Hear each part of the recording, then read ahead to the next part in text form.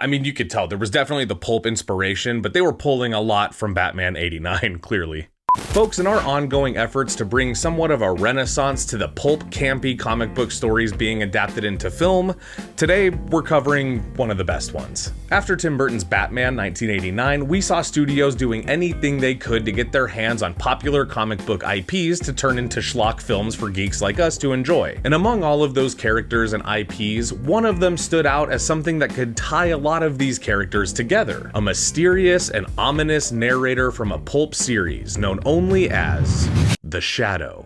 I love this movie, and I happen to know that many of you love this movie. So in today's episode, we are going to take a look back on The Shadow and figure out what the f*** happened to this movie.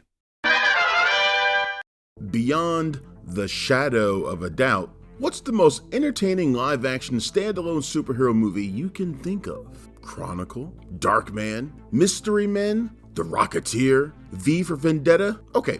Now, which is the most notorious one-off superhero flick to get badly bludgeoned at the box office? All but dashing plans for a commercial multimedia franchise before they even started? After denying Sam Raimi the licensing rights to adapt his lifelong dream project, Universal Studios released The Shadow in 1994.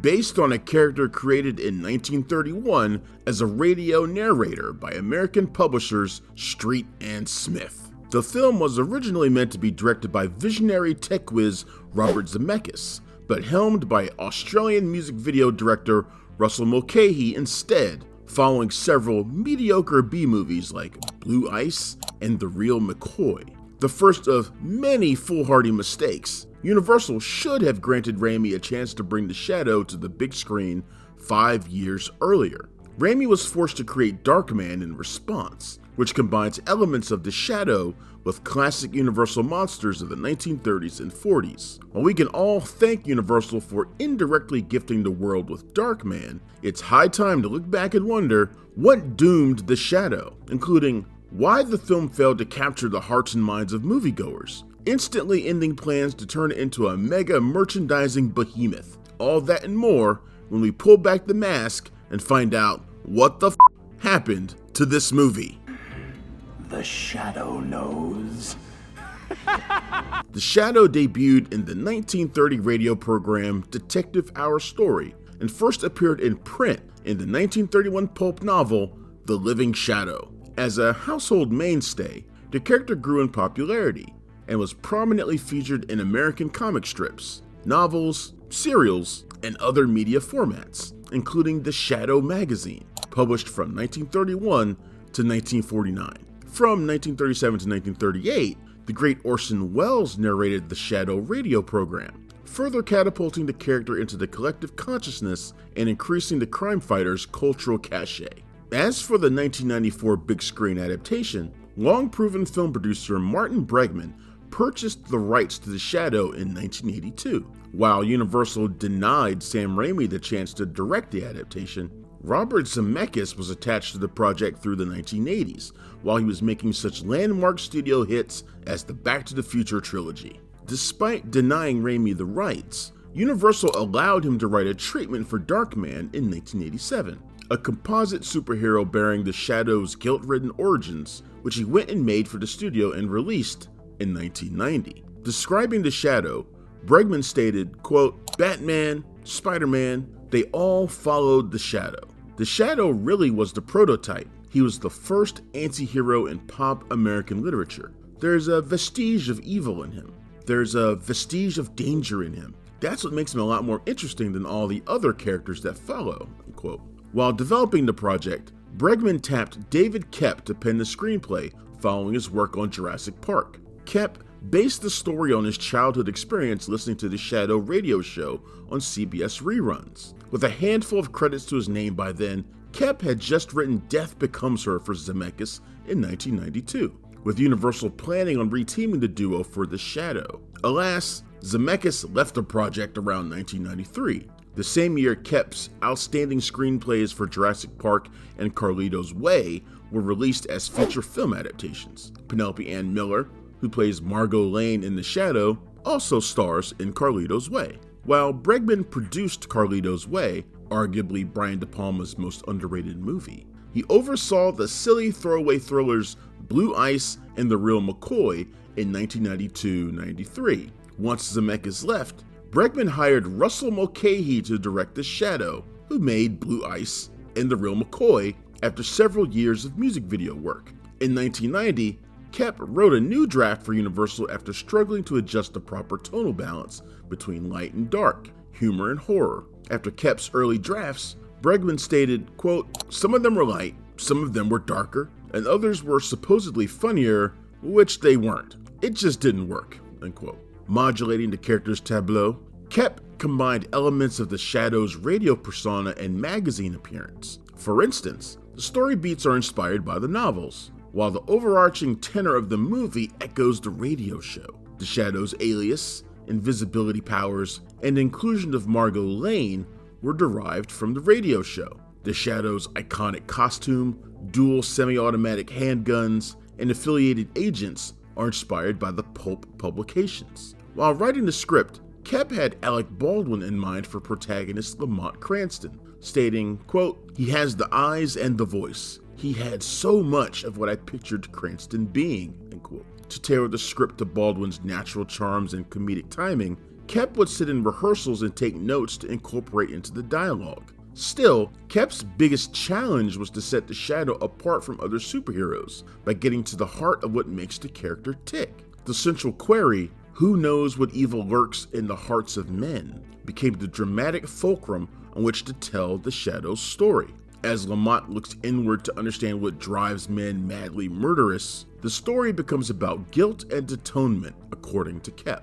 A personal redemption tale for the masked and fedoraed vigilante skulking the noirish nighttime. Of course, a superhero is only as good as their archenemy, and when it came time to give the Shadow a worthy adversary, Koepp settled on Shawan Khan. According to Koepp, Khan was chosen because, quote, "He was bold and he knew what he was doing. He wanted to conquer the world." That was very simple, maybe a little ambitious, but he knew exactly what he wanted, end quote. Although Chow Yun-fat was considered to play Shawan Khan, Mulcahy cast John Lone for the role. Khan, who appeared in 4 Shadow stories published in the 30s and 40s, is described as the last descendant of the barbarous Mongolian marauder Genghis Khan, steeping the mythological lore in rooted history. However, in 2003, DNA tests proved that roughly 8% of Mongolia's male population descended from Genghis Khan, meaning despite being fictional, Shawan Khan was far from the last remaining relative. Speaking of inauthenticity, The Shadow was filmed in Los Angeles, despite taking place in New York City, where the character originates. Bolstered by a $25 million budget that swelled to $40 million, principal photography lasted 60 days between September 27, 1993 and January 28, 1994, with a minor film unit performing on location throughout Southern California. For example, the interiors of the Monolith Hotel were filmed inside the Pantages Theater on Hollywood Boulevard. The Cobalt Club that Lamont frequents in the film was modeled after Harlem's famous Cotton Club and erected on a soundstage, with the Art Deco production design created by Terminator 2's Joseph Nemec and Batman's costume designer Bob Ringwood. One of the coolest aspects of The Shadow is how Mulcahy mixes practical and CGI effects to create a vivid and vibrant visual experience. Mulcahy hired Brian De Palma's longtime cinematographer Stephen H. Burham as director of photography.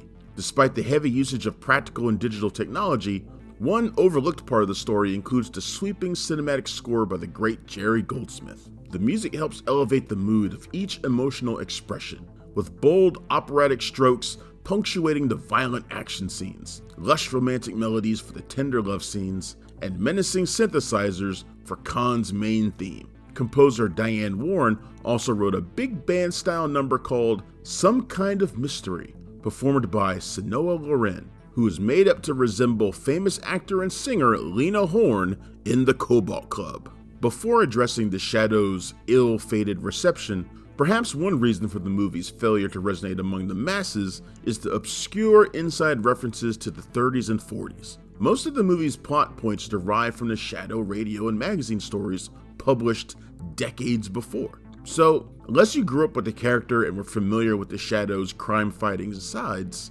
most of the references and Easter eggs flew right over your head. For instance, Lamont Cranston's first encounter with Shawan Khan features a sly in-joke about where Cranston purchased his Brooks Brothers tie, which lampoons the radio show's habitual product placement. May I ask where you acquire it? Brooks Brothers, Is that Midtown? 45th and Madison. Before we continue with our video, here's a reminder to click the store tab on any of our JoBlo channels and browse our collection of the latest and freshest designs in our merch store. Go get you some.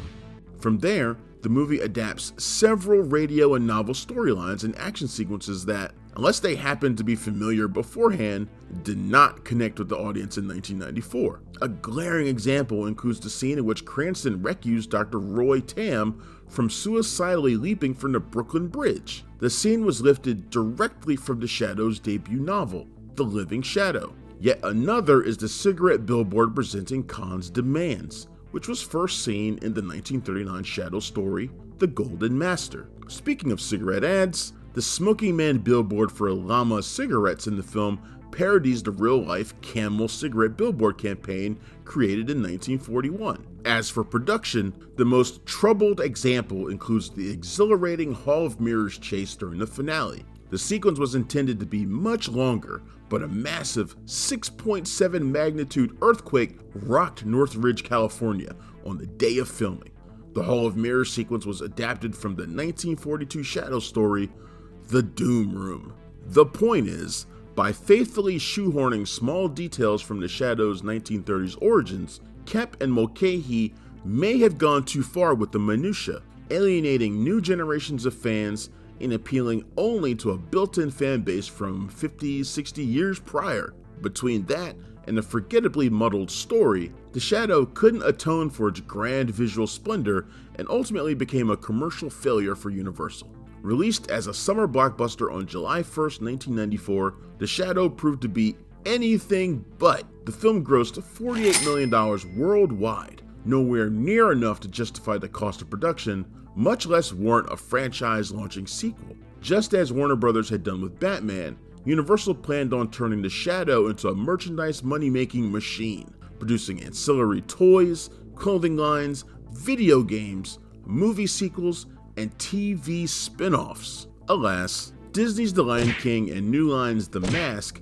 kept The Shadow shrouded from the masses, grossly outperforming the movie at the domestic and international box office. In 2025, The Shadow holds a dismal 37% Rotten Tomatoes rating and a middling 50 Metascore. Of course, the grand irony for Universal is that Sam Raimi, who lobbied to direct The Shadow, made the superior Darkman for the studio 4 years earlier. Darkman made more money and received better reviews from critics and audiences alike. Had the studio granted Raimi the opportunity to make his dream movie in the first place, perhaps plans for a Shadow franchise would have materialized. However, Raimi attempted to make The Shadow again in 2006 with Batman producer Michael E. Uslan, presumably for Warner Brothers, but the project fizzled. For all his talents, Russell Mulcahy never eclipsed his two first films, Razorback and Highlander, and is now best known for directing the Teen Wolf MTV series. And that brings us back to Sam Raimi. What the hell's a guy got to do to prove to Universal he's the right director to realize The Shadow? 3 successful Spider-Man movies? Check. A worthy Doctor Strange sequel? Yep. A long-running track record of innovative horror stories? Indeed. A lifelong interest in illuminating The Shadow on the silver screen? You bet your balls! While we can all dream about Raimi making a future Shadow movie, Mulcahy's version remains a fairly entertaining diversion despite its poor reception. It may not be the best standalone superhero outing on record, but it's certainly not the worst. The most important lesson to be gleaned is optioning the right material alone isn't good enough for a studio and producer. Picking the proper talent to translate the material with a unique vision will always remain essential. Bregman bet on Mulcahy from their previous working relationship, while Universal never gave Raimi a chance before or after he made Darkman. Until more comes to light, that's what the happened to The Shadow 30 years ago. I'll know.